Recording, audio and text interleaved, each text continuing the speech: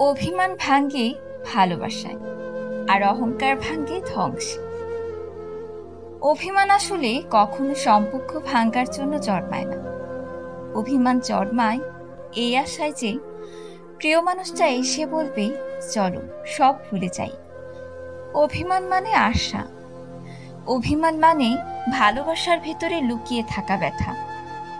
কেউ যদি সত্যি আপন হয়, তবে সে অভিমান ভাঙাতে ভালোবাসা দিয়েই এগিয়ে আসবে। একটু মিষ্টি কথা, একটু আন্তরিক আলিঙ্গন অভিমানের পাহাড়কে মুহূর্তেই গড়িয়ে দিতে পারে।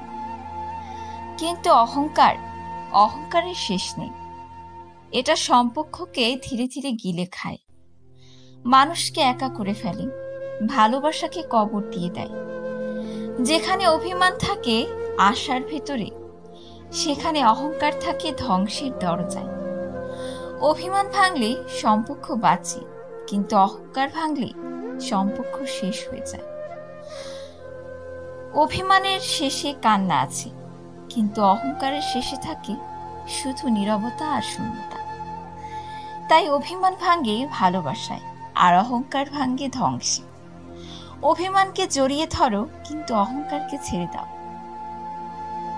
গল্পটি ভালো লাগলে অবশ্যই বন্ধুদের মাঝে শেয়ার করবেন।